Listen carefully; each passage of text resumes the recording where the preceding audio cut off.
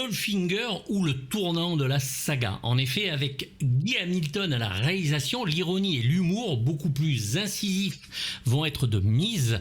De plus, les gadgets et la technologie vont vraiment commencer à faire partie des films. Et de là, James Bond perdra en espion réaliste ce qui va gagner en phénomène, le héros parfait d'une décontraction absolue, même dans les pires situations.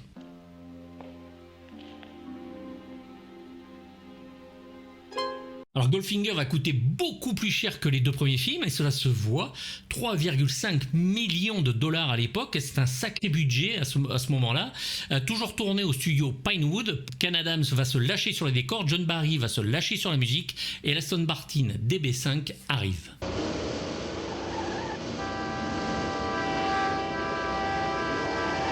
Alors Goldfinger est un film novateur, le succès sera plus qu'au rendez-vous, les personnages surtout et les méchants restent inoubliables, même Broccoli et Harry Sassman furent surpris par le succès du film, la première à Londres fut assaillie et la police a eu du mal à contenir la foule.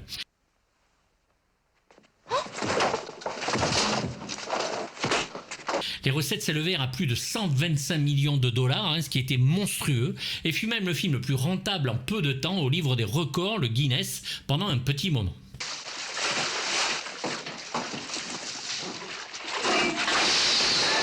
La chanson titre, Goldfinger, chantée par Shirley Bassey, est encore et toujours l'une des meilleures chansons jamais écrites, fut disque d'or et cartonna pendant longtemps. Goldfinger. Reste que le film fait date et marque l'exagération et la démesure. Goldfinger est enfin ce que les producteurs voulaient dès le départ.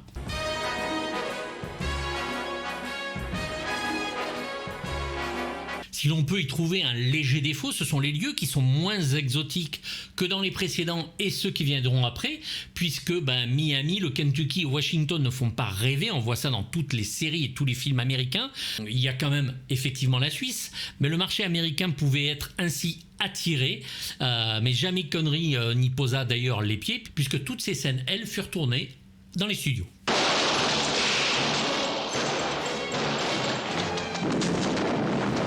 Le film obtient d'ailleurs l'Oscar du meilleur montage sonore, les bruits des armes ayant été considérablement amplifiés.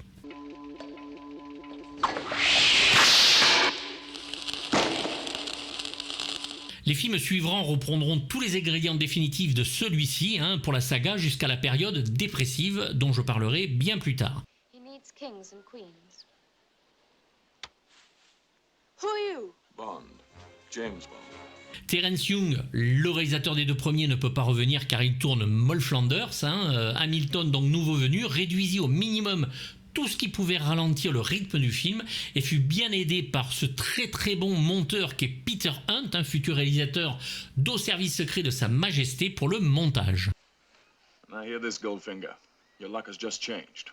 Au scénario, Richard Mabon et Paul Dehn ne changeront pas grand-chose du roman, si ce n'est le moderniser à fond les balais.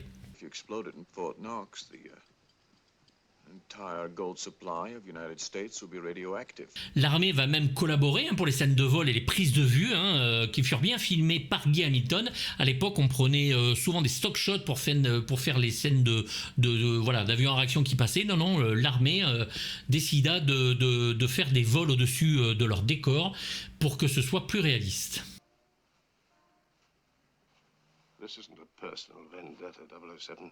C'est Ian Fleming qui a eu l'idée de Goldfinger après avoir rencontré un courtier en or, mais voilà, à la toute fin du tournage, le 12 août 1964, une triste et terrible mauvaise nouvelle endeuilla toute l'équipe.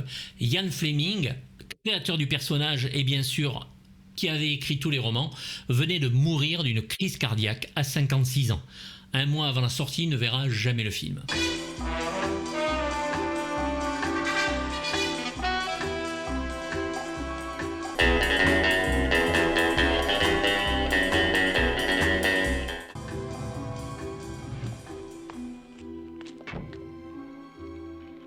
Sean Connery en James Bond y est bien sûr absolument parfait, il tient très très bien le rôle cette fois, il est complètement à l'aise dans toutes ses scènes. Sa première apparition en tenue de plongée avec une fausse mouette sur la tête reste dans les mémoires, mais une fois sa mission accomplie, le meilleur arrive puisqu'il enlève cette tenue de plongée et se révèle dessous en smoking sur lequel il ajoutera un œillet rouge comme si de rien n'était. Cette scène fut reprise d'ailleurs à l'identique ou presque par James Cameron dans True Lies.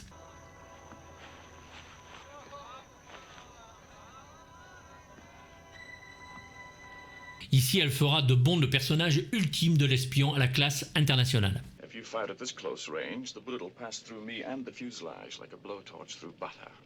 Malheureusement, Sean Connery commence lui à se lasser un petit peu du personnage, mais plus des questions des reporters et des paparazzis qu'il trouve stupides et agressifs.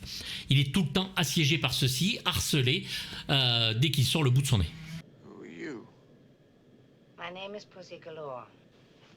I must be dreaming.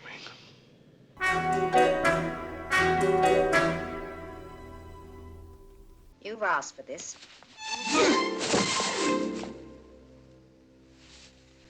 Alors, Pussy Galore, traduisez chat à gogo. Je ne vous mens pas, si vous traduisez, ça veut dire ça. D'après une légendaire tenancière de maison close à New York, est ici jouée par Honor Blackman, que l'on avait pu voir dans Chapeau melon et bottes de cuir, la saison 3, dans le rôle de Cathy Gale avec John Steed.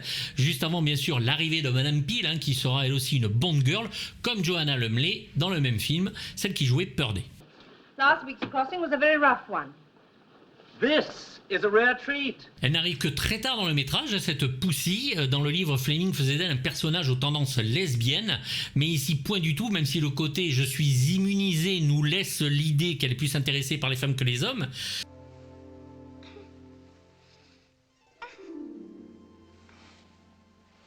Mais 007 va user bien sûr de ses charmes, et une fois éprise de lui et l'avoir fait changer de bord, eh bien elle changera non seulement de bord, mais en plus aidera l'espion à vaincre Goldfinger.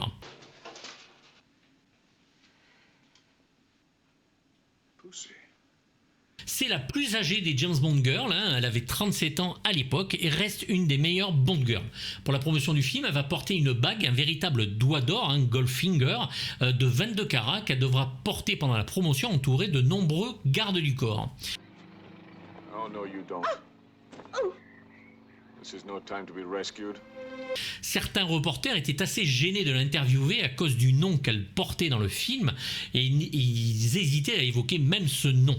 But if that's how you want to enter the United States, you're welcome. As for me, I prefer the easier way. That's very sensible. Blackman en sera très amusée et du coup répéta, elle, le nom plusieurs fois à la télévision pour pimenter un petit peu l'interview. Alors le nom a failli être Pussy Galore parce qu'ils hésitaient, ils osaient pas, ils avaient peur de choquer cette Angleterre un petit peu prude. Mais Tom Carlyle, un publicitaire, profita d'une rencontre entre Honor Blackman et le prince Philippe pour titrer dans les journaux du lendemain « Le prince et Pussy ». Vu la non-réaction des gens, Pussy fut gardée.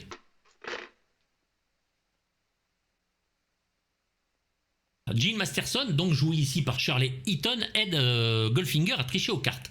Elle est sur un balcon, elle a des lunettes, elle voit très bien ce que le joueur d'en face a comme carte et donne par oreillette à Goldfinger toute l'aide possible. Séduite en quelques minutes par notre Bond préféré, elle va laisser 007 humilier Goldfinger et le faire perdre. Après avoir couché avec elle, Oddjob va maîtriser 007 et va tuer Jill d'une manière odieuse.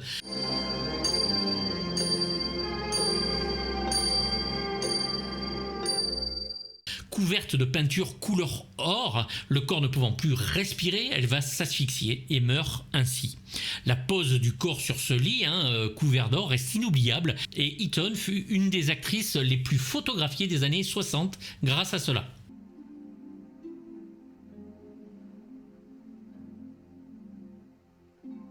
Ce qui est pas mal pour 5 minutes d'apparition dans un film, c'est une des images les plus marquantes du cinéma. Il a fallu 2 heures pour poser la peinture sur l'actrice.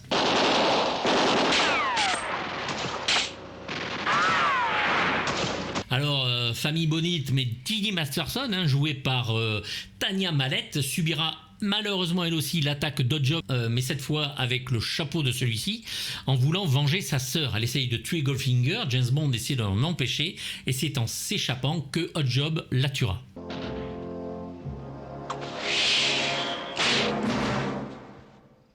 Elle est tuée donc d'un coup de chapeau. 007 ne peut rien faire malgré avoir tenté de la dissuader plusieurs fois. Tanya était mannequin de son état. Elle ne figurera que dans ce film. Un épisode de chapeau melon et bottes de cuir et pas grand chose derrière. You didn't come here to play golf.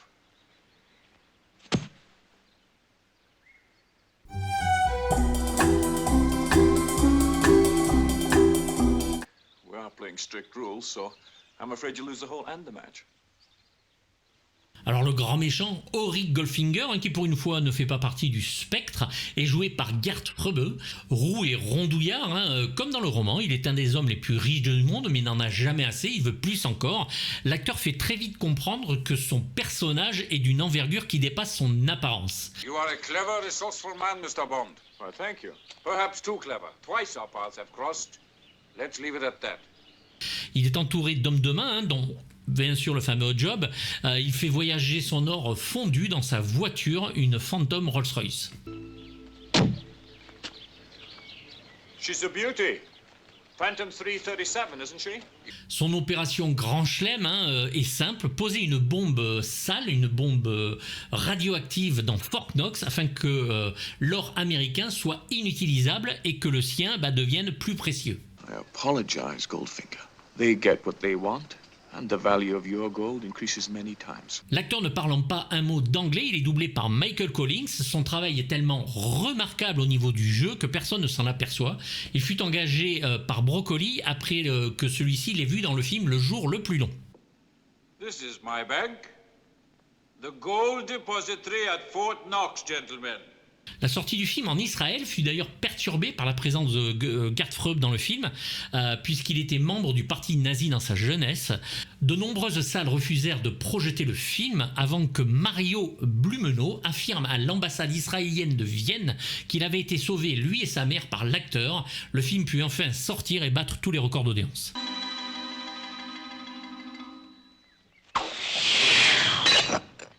Alors Oddjob, l'homme de main, joué par Harold Sakata, un Hawaïen, ancien haltérophile, il fut médaille d'or aux Jeux Olympiques en 1948, c'est pas rien, et lutteur sous le nom de Tosh Togo.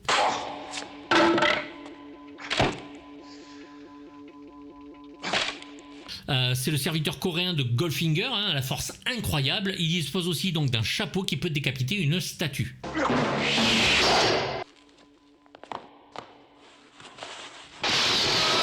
Dans le combat final, 007 va devoir faire preuve d'imagination pour essayer de tuer Oddjob, qui est presque invulnérable, surtout en combat rapproché. 007 va utiliser tout ce qu'il a sous la main, des bouts de bois, des lingots d'or, rien n'y fait. C'est jusqu'au chapeau et bien sûr l'électricité qui a été coupée par celui-ci qu'il pourra en finir.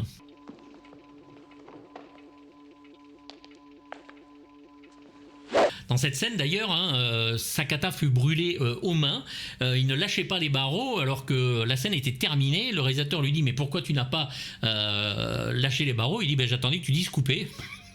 Bon, c'est un peu con mais bon, il a fait son boulot jusqu'au bout. I trust he will be more successful.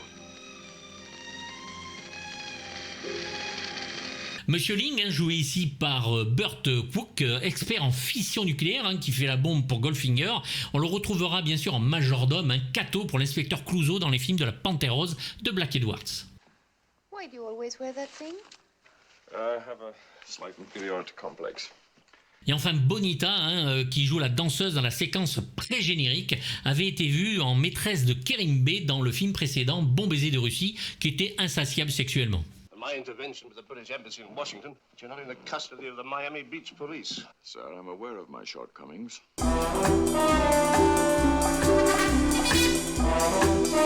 But I'm prepared to continue this assignment in the spirit you suggest, if I knew what it was about. M est toujours joué ici par le merveilleux Bernard Lee, et James Bond et lui ont une relation un petit peu tendue dans le film, hein, puisque suite à la mort de Gene Masterson, que Bond n'a pas pu sauver, son chef est assez en colère après lui, ce qui est normal. Il devait se faire discret et ne pas se révéler à Goldfinger, bien sûr c'est ce qu'il fait en arrêtant de le faire tricher aux cartes. I'd say it was a 30-year-old fiend indifferently blended, sir. With an overdose of Bombois. M en est mécontent, hein, et l'oblige à dîner avec le colonel Smithers de la Banque d'Angleterre. Lors de cette soirée, Bond fera grand étalage de sa connaissance du brandy aux grandes dames de M qui le regardent médusé. $110 and triple your money. Providing, of course, you have the facilities for melting it down. Nous avons bien sûr ici Moneypenny, hein, toujours joué par Lois Maxwell, qui charme Bond en l'invitant carrément chez elle. Hein. Who is she, James? She is me, Miss Moneypenny. And kindly omit the customary byplay with 007. Bien sûr, il décline l'invitation, elle pense que c'est pour une autre femme, mais à ce moment-là, M, via l'interphone, il faut comprendre qu'il dîne avec lui. I thought I'd find you in good hands. Felix, how are you? Alors Felix Leiter revient ici, hein, il est joué par Sek Linder, il est bien moins intéressant que le personnage qui était joué par Jack Lord dans Dr No, hein. Linder est plus âgé, il n'a pas l'air d'être l'alter ego de la CIA de James Bond, ça se voit, il sera carrément présent presque tout du long du film, hein, puisqu'il va même aider lors de l'assaut final. Morning, Q. Morning, 007. This way, please. We are busy this morning. Et enfin, nous avons l'arrivée de Q, joué par Desmond Llewellyn, hein, que l'on voit dans son atelier, qui ressemble d'ailleurs un peu à l'atelier du Spectre dans Bon baiser de Russie. Hein, Now, pay attention, please. Windscreen bulletproof, as are the side and the rear windows. Ben voilà, c'est le réalisateur Guy Hamilton, hein, qui va pousser l'acteur à être très très sec avec James Bond, hein, comme un père avec son fils, qui toucherait au gadget de la mauvaise façon. And incidentally, we'd appreciate its return, along with all your other equipment. Intact for once when you return from the field. Comme il détruit tout le temps ces fameux gadgets, que lui demande de les ramener intacts, hein, cela restera une des marques de fabrique de la saga jusqu'à son départ dans Le Monde ne suffit pas. La scène est drôle et montre les essais de gadgets avec plus ou moins de succès.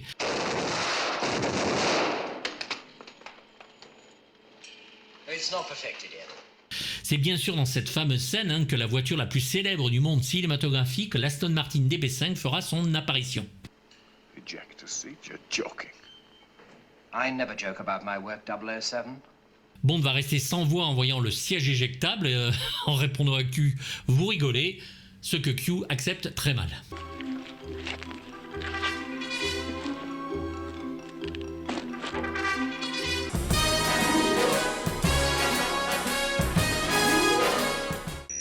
This is gold, Mr. Bond. All my life I've been in love with its color. Bon, la musique de John Barry devient à partir de là inoubliable, hein, avec d'ailleurs mes deux morceaux préférés qui sont Into Miami et The Laser Beam. La chanson Goldfinger, qui est interprétée par Shirley Bassey, hein, composée par John Barry et écrite par Anthony Newley et Leslie Briscus, donnera à l'album un disque d'or. Hein. La musique et la chanson furent comme toujours boudées par les Oscars, mais l'album est disque d'or, on s'en fout. Robert Broadjohn réalise encore une fois le générique après Bon baiser de Russie, mais ce sera sa dernière participation avant que Maurice Binder prenne la suite.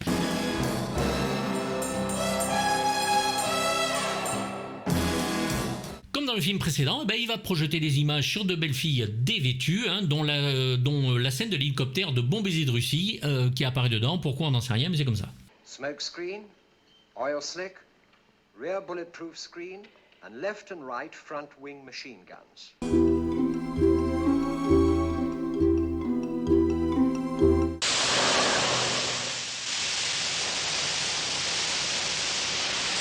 Alors l'Aston Martin DB5, un bourré de gadgets créé par John Steers, spécialiste des effets spéciaux. Elle fut prêtée par Aston Martin, hein, puisque la production ne pouvait se permettre d'en acheter une. Celle-ci comporte des béliers à l'avant et à l'arrière, des mitrailleuses dans les phares, un écran pare-balles à l'arrière. Revolving number plates naturally. Valid all countries. Des plaques d'immatriculation transformables, de l'huile ou des fumigènes qui peuvent dérouter les poursuivants.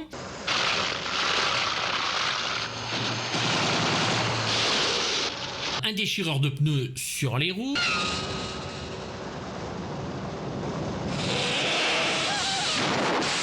un écran radar et bien sûr un fameux siège éjectable sur le côté passager.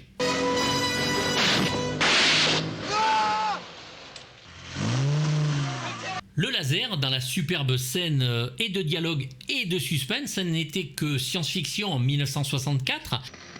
Do you expect me to talk? No, Mr. Bond, I expect you to die. Dirigé vers la masculinité de Bond, carrément, ce laser commence à découper la plaque de métal en allant vers ses couilles, il faut le dire. Il sue abondamment et essaie de rester en vie en tentant de raisonner Goldfinger. Sean Connery, lui, n'était pas très à l'aise, puisqu'en fait, la séquence était due à un technicien, Burt Luxford, qui était sous la table et qui avait un chalumeau et qui découpait la plaque de métal en allant vers ses coucougnettes.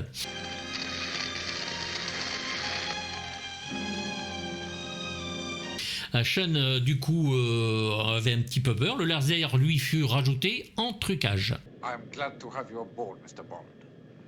Oh, congratulations on your promotion, Goldfinger. L'arme de poing de Goldfinger est en or, bien sûr, le personnage est comme ça. Et le chapeau de Job fut exposé un moment dans les restaurants Planet Hollywood. Oh, I believe this is yours. Alors la Rolls-Royce 3 Sedans de ville fut construite à l'origine pour l'ordre Fairhaven de l'abbaye d'Anglesey. Elle fut vendue aux enchères par Sotheby's à New York pour la somme de 121 000 $. La plaque minéralogique de cette Rolls-Royce est AU1, ce sont les deux premières lettres de Auric, Goldfinger, son prénom, et c'est également le symbole chimique de l'or.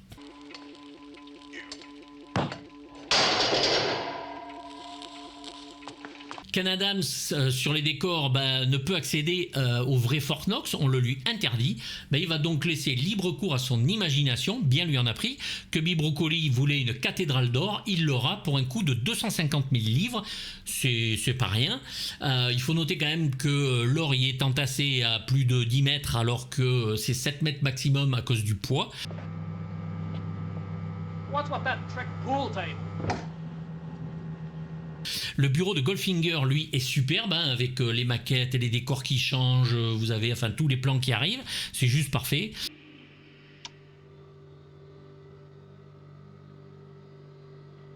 Et de même, l'avion de Goldfinger, très luxueux à l'intérieur, mais à l'extérieur c'était autre chose, on voit bien la maquette, elle est très visible, c'est un des seuls principaux défauts du film. Playing this golden harp. It's no good.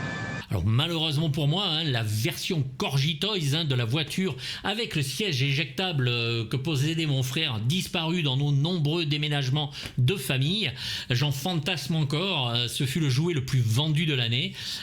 Puzzle et jeux furent créés, un Odd Job qui lançait son chapeau et surtout des cartes à collectionner vendues avec des chewing-gums qui furent très vite retirées de la vente à cause du grand nombre de femmes dévêtues sur ces cartes. Le pack vaudrait aujourd'hui plus de 300 livres sterling. Si quelqu'un veut m'en faire don, je prends.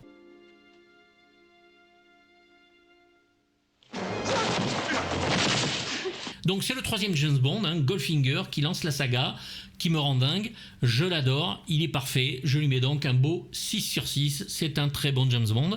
J'espère que vous êtes d'accord, j'espère que vous l'avez vu, que vous aimez, n'hésitez pas à m'en parler, je lirai vos commentaires, regardez une vidéo, cliquez sur les pouces, à bientôt.